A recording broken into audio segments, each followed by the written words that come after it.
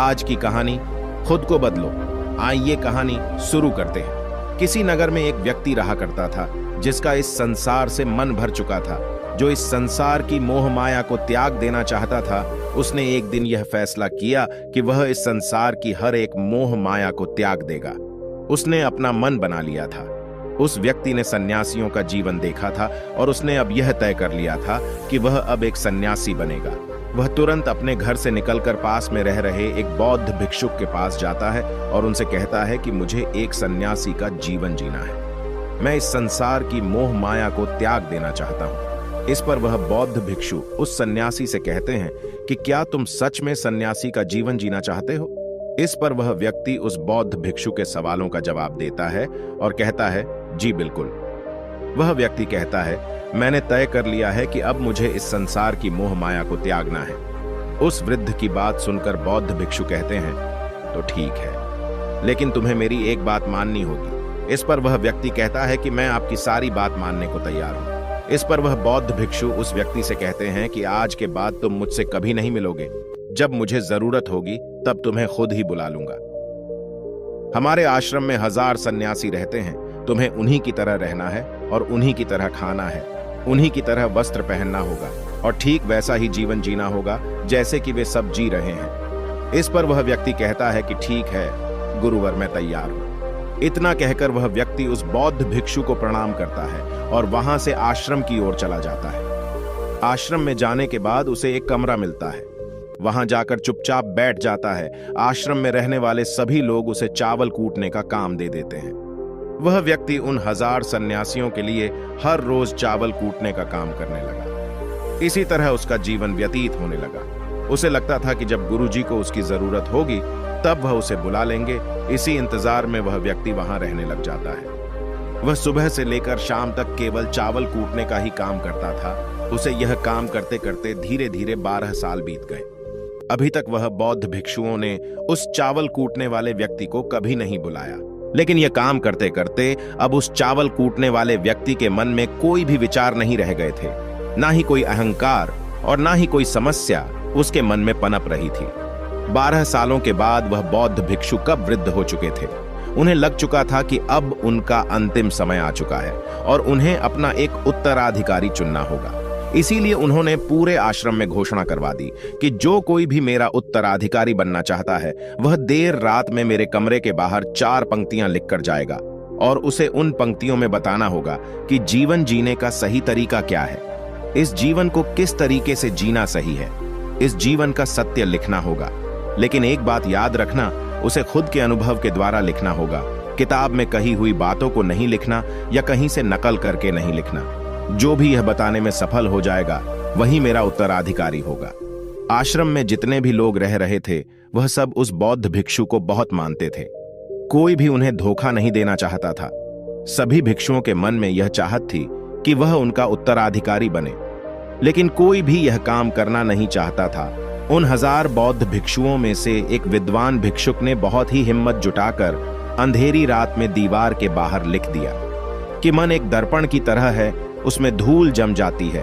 उस धूल को साफ कर दो तो सत्य अनुभव में आ जाता है और सत्य मिल जाता है। ये 4 पंक्तियां उस शिष्य ने बड़ी हिम्मत जुटाकर अपने गुरुवर के कमरे के बाहर लिख दी।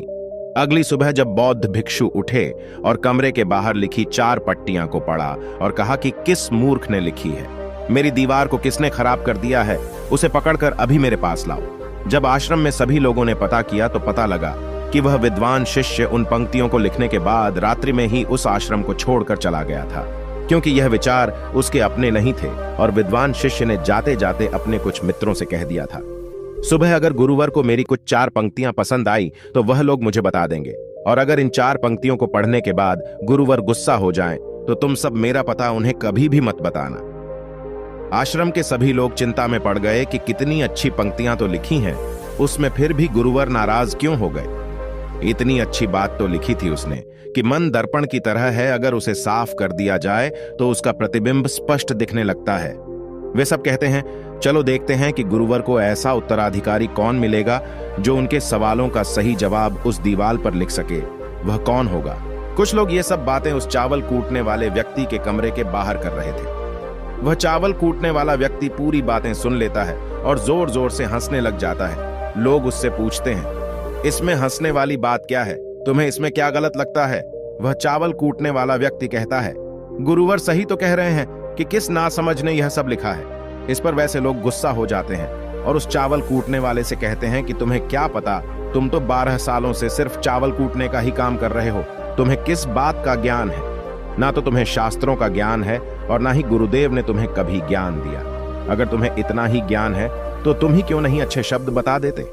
वह व्यक्ति हंसते हुए कहता है कि ठीक है, मैं जरूर बता दूंगा, लेकिन इतने सालों से मैंने लिखने का अभ्यास नहीं किया हूं, तो लिखना मैं भूल गया हूं। मैं बातों को जरूर बता दूंगा, लेकिन किसी को मेरी बातें लिखनी होगी। और यह भी याद रखना कि मुझे उत्तराधिकारी बनने का कोई भी शौक नहीं है। इस पर वो लोग कहते हैं, तो ठीक है, क्या क्या लिखना है बताओ। वह चावल कूटने वाला व्यक्ति कहता है, तो लिखो, जो मैं बता रहा हूं, कैसा दर्पण कैसी धूल, ना कोई दर्पण ना कोई धूल। जो इसे जान लेता है वह सत्य को प्राप्त हो जाता है। यह बात उस गुरुदेव के कानों में पड़ जाती है। आधी रात को वह गुरुदेव उस चावल कूटने वाले व्यक्ति के पास आते हैं और उससे कहते हैं कि तुम यहां से चले जाओ, ये जोगा ले लो, तुम मेरा उत्तराधिकारी बनना चाहो या ना चाहो, इससे कोई फर्क नहीं पड़ता, तुम उत्तराधिकारी बनो या ना बनो। लेकिन जो शब्द तुमने कहे थे वही शब्द बिल्कुल सत्य हैं और जीवन के अनुभव को दर्शाते हैं, इसलिए मन ही मन मैं तुम्हें अपना उत्तराधिकारी मान लिया हूं। और अगर यह बातें उन 1000 आश्रम वाले लोगों तक पहुंच जाएंगी तो वह सब तुमसे जलने लगेंगे और तुम्हें चोट पहुंचाएंगे। यह लोग बर्दाश्त नहीं कर पाएंगे। यह चावल कूटने वाले व्यक्ति उत्तराधिकारी कैसे बन सकता है? जिसे कभी ज्ञान नहीं लिया, जिसने कभी शास्त्र पढ़ा ही नहीं, वह उत्तराधिकारी कैसे बन सकता है? वह भला कैसे सत्य को प्राप्त कर सकता है? और यहाँ पर शास्त्र जानने वाले सभी लोग सर पीटते रह जाएंगे। इसलिए तुम यहाँ से चले जाओ, कहीं और अपनी दुनिया बनाओ और वहां के लोगों को ज्ञान से भर दो। इस पर महात्मा बुद्ध ने भी अपने एक शिष्य से कहा था, जब तुम्हारे मन की सारे विचार शांत हो जाए, तुम्हारे भीतर विचार आना बंद हो जाए, उस दिन से तुम्हें सत्य का अनुभव हो जाएगा। तुम सत्य का अनुभव करोगे, खुद को भी और इस ब्रह्मांड को भी समझ पाओगे। और यही बुद्धत्व प्राप्ति का पहला कदम है।